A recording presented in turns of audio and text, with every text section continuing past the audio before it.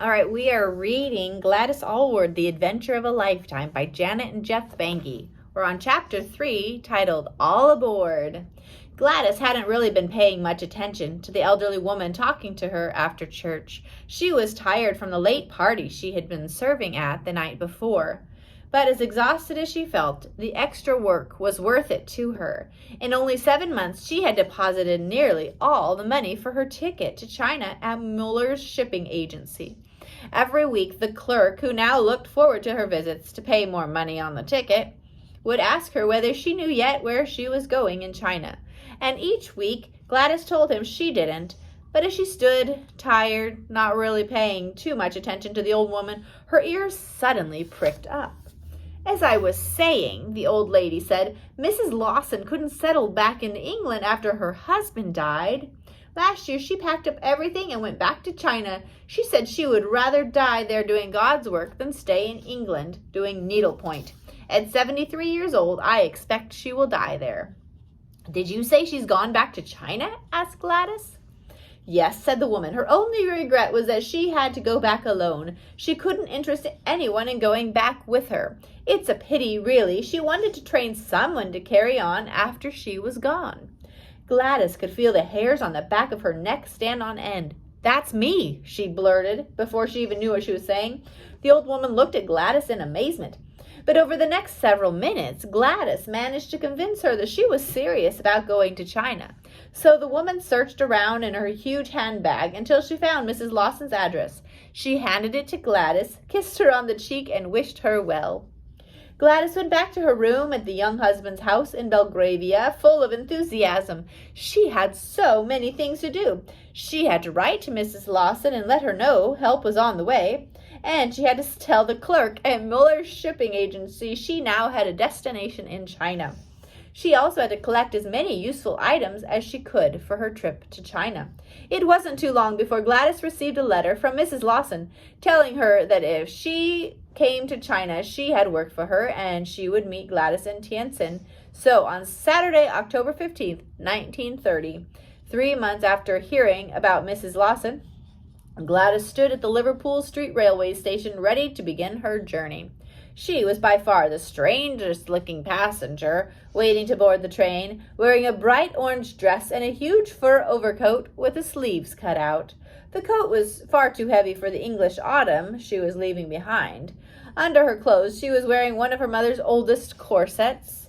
Sewn inside the corset was a maze of secret pockets holding her train ticket, passport, a fountain pen, which she hoped wouldn't leak, all her money, 9 pennies in loose change and 2 one-pound traveler's checks, and her Bible.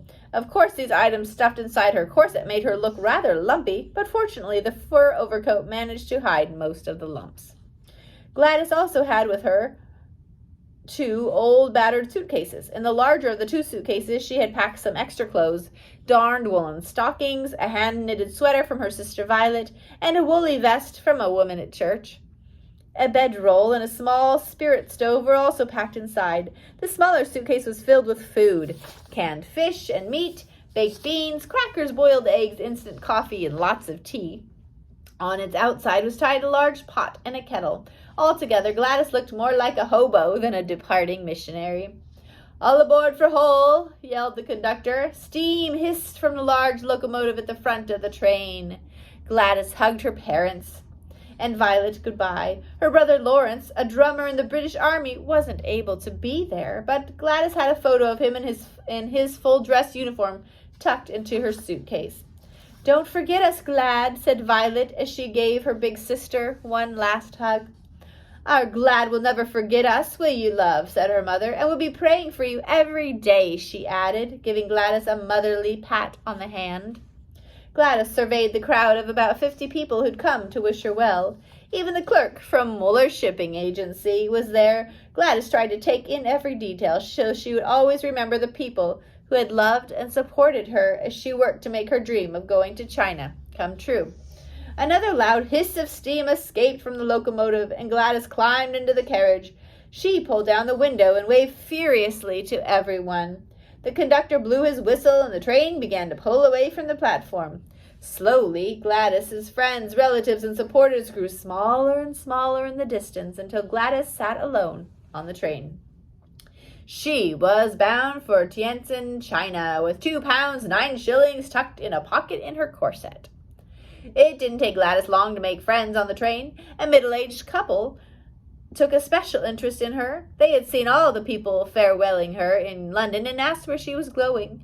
Gladys told them that she was on her way to be a missionary in China. The train she was on would take her to Hull, where she would catch a boat to The Hague in Holland. There she would board another train to travel overland through Germany, Poland, and Russia to China. The couple turned out to be Christians and were on their way back to Holland after attending some Keswick meetings in England. As the English countryside rolled by, Gladys and the couple became firm friends. The 3 of them boarded the boat for The Hague together. And as the Dutch coastline came into view, the couple made Gladys a promise. They would pray for her every night at 9 p.m. for the rest of their lives. As the couple said goodbye to Gladys on the train in The Hague, the husband shook Gladys' hand heartily, and his wife kissed Gladys goodbye as if she were their own sister. It was not until Gladys had settled into her seat and the train had pulled away from the station that she noticed that the husband had pressed something into her hand. She turned her hand over, and when she opened it, in her palm was a crumpled 1-pound note. Gladys was very grateful for the money, though she didn't know what use English money would be where she was going, but it was kind of him. As soon as she could, she folded the 1-pound note, tucked it into one of the pockets in her corset, and quickly forgot about it. Cities and villages, barns and bridges flashed by as the train wound its way across Europe. Slowly, the plains turned into rolling hills, and then the hills turned into mountains. All the while, Gladys sat with her nose up against the carriage window, fascinated by all she was seeing. The farther away the train got from The Hague, the fewer of the fellow passengers who spoke English. In Berlin, Germany, Gladys had a difficult time making herself understood to the immigration officer, but thankfully he recognized her British passport and waved her through. The train continued on through Warsaw, Moscow, Irkutsk, and on past Lake Baikal. Gladys ate meals she made from the food in her suitcase. The eggs her mother had boiled for her she ate in Warsaw, and the canned herring in Moscow, and the crackers and cheese while watching Lake Baikal glide by. The only exercise Gladys got on the trip was walking up and down the carriage aisle, or walking briskly around the train when it stopped to take on more coal and water for the engine. 7 days after leaving the Liverpool Street station, Gladys crossed the Ural Mountains that divide Europe from Asia. The first difference she noticed as the train moved across eastern Russia was the extreme cold. Each carriage had small steam radiators for heat, but even sitting sideways with her back against a radiator provided Gladys little heat against the freezing wind that whipped into the train around the edges of the windows. So Gladys kept her fur coat pulled tightly around her. The next difference that Gladys noted in this part of Russia was the type of passengers on the train.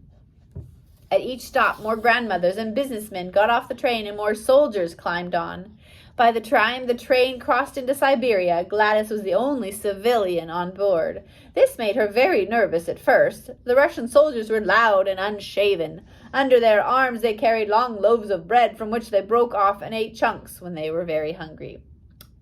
Any English girl would have found their manners revolting. They ate with their mouths wide open and blew their noses into their fingers. It was hard for Gladys to keep smiling at them. She tried to think of her brother Lawrence. She took his photo from her bag and studied it carefully. He looked handsome in his full dress uniform. Gladys reminded herself that the soldier sitting next to her, laughing and slapping his friend on the shoulder, was probably someone's brother. Gladys was grateful that these loud and a bit unruly soldiers were at least polite to her. After passing Lake Baikal, the train headed southwest in the direction of Harbin, China, where Gladys would transfer to a Manchurian railway train to continue her journey to Tientsin. As darkness fell, the train rumbled on. Gladys dropped off to sleep with her shoulder leaning against the icy window of her carriage. Gladys awoke sometime later to the conductor yelling at her. She couldn't understand a word he was saying, of course, but she got the general idea from his actions. He pointed to a small station where the train had stopped, and then he pointed to Gladys and her baggage. He wanted Gladys to take her luggage and get off the train. Gladys shook her head and pulled her 2 suitcases down from the overhead rack. She stacked them on the floor and sat on them. She decided her little demonstration would get the message across to the conductor that she wouldn't be getting off the train. The conductor continued yelling at her for several minutes, but Gladys just pulled out her ticket and pointed to the destination of Tientsin, China, written on it. He threw up his hands in disbelief. Yes, he did. One last time, the conductor tried to convince her to get off. He pretended to shoot a gun and then clutched his chest as if wounded. Still, Gladys wouldn't budge. She had a ticket to China, and every turn of the train wheels down the tracks was a wheel turned closer to her destination. Eventually, the conductor gave up in disgust, and a short while later, the train lurched away from the Chita railway station. The train moved through the black Siberian night. Trees lined the railway tracks and towered menacingly above the train. Gladys was glad to be tucked in her warm coat inside the train with its lights and heaters. She was even glad for her noisy fellow travelers. The train was now completely filled with soldiers, but their presence gave Gladys courage as they passed through the lonely, desolate countryside. It was very late in the evening when the train whistle sounded and the engine hissed to a stop. A Russian officer stood and yelled something at the men. The soldiers grabbed their knapsacks and formed a line outside the carriage. Gladys watched them march on down the tracks, their breath forming white puffs in the icy darkness. In the distance, wolves howled. Gladys turned away from the window just as the train was plunged into blackness. She waited for her eyes to adjust to the dark. She listened carefully. The train was no longer hissing. A thought occurred to her that caused her to panic. What if the train had stopped here for good? She grabbed her suitcases and made her way down the aisle to the end of the carriage. Suddenly, an unfamiliar noise burst into the carriage. Pop, pop, pop. Gladys began to tremble, even though she'd never heard the sound before. She had no doubt it was gunfire, and it was very close. She peered from the train in the direction the soldiers had marched and saw flares of light in the sky. Gladys no longer felt safe on the train. She had to get off and find shelter. She dropped her suitcases to the ground and climbed off the train. She had to find someone to talk to, but how would anyone understand her? Her heart was thumping hard inside her chest. She looked around and saw a rickety wooden building at the end of a station platform.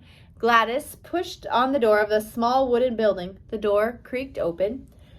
There were no lights inside, but Gladys could make out 4 men huddled around a small wood stove. Each man held a large mug, and Gladys could smell strong coffee. She recognized 3 of the men, the engineer from the train, the fireman, and the conductor who had tried so hard to get her off the train in Chita. As soon as Gladys entered the room, the conductor jumped up from his perch on an upturned box and started yelling at her again. She was sure he was saying, "I told you so." Indeed, he had told her so. After several minutes of ranting at Gladys in Russian, he abruptly sat back down and offered her a cup of coffee. She nodded and pulled up one of her suitcases to sit on. She took the mug from the conductor, and for several minutes they all sat in silence, sipping their steaming drinks. When Gladys had drained her mug of coffee, the conductor launched into a charade like the one he'd acted out back in Chita. This time he had help from the engineer. First they pointed to the west and made popping noises. Gladys nodded. Now she understood. A war was going on down the tracks. Next they pretended to pick up her bags and walk out the door, pointing back up the railroad tracks towards Chita. Gladys understood this too, but their meaning was like a bad dream to her. Surely they didn't expect her to walk back to Chita. She frowned at them. The 2 men then launched into a longer act. They pretended to shoot at each other. Then they dragged each other towards the train. They held up all their fingers several times, and reluctantly Gladys nodded her head. They were telling her the train would stay right where it was until it was filled with wounded soldiers, and only then would it return to Chita. Gladys tried to think of a way to ask them how long it would be before the train made the return journey. She looked desperately around the room until her eyes fixed on an old, yellowed calendar. She began a charade of her own. She rushed over to the calendar and started pointing to the days, one at a time. Then she looked at the men and shrugged her shoulders. The engineer nodded. He seemed to understand what she was asking. He held up both hands and flashed all 10 fingers. Then he shrugged his shoulders and flashed 20 fingers, and then he shrugged again and flashed 30 fingers. Gladys had her answer. The train could be at the station for 10 or 20 or perhaps 30 days. Gladys didn't have enough supplies with her to last that long, and besides, the men hadn't invited her to stay or offered to share their supplies with her. And why should they? The conductor had done everything in his power, short of picking her up and throwing her off the train in Cheetah, to prevent her from being here. It was obvious from the way the men acted that they expected her to walk back up the tracks to Cheetah. When she could finally see no other course of action, Gladys picked up her 2 suitcases, stepped off the makeshift station platform, and headed out into the frozen wasteland. The tiny station building soon faded into the night as she followed the snow-covered railroad tracks. Huge pine trees lined both sides of the tracks. Every now and then the sky behind her would light up with a flash of cannon fire. With each flash, Gladys would catch a glimpse of the silhouetted train in the distance. Soon, though, she turned a bend in the tracks and was completely alone. 2 weeks earlier, she had been standing on the busy platform of Liverpool Street Station saying goodbye to all her family and friends. Now she was walking alone in the middle of a night along snow-covered railroad tracks in Siberia. "I want to go to China to serve you, God. Don't let me die here," she prayed over and over with every step she took.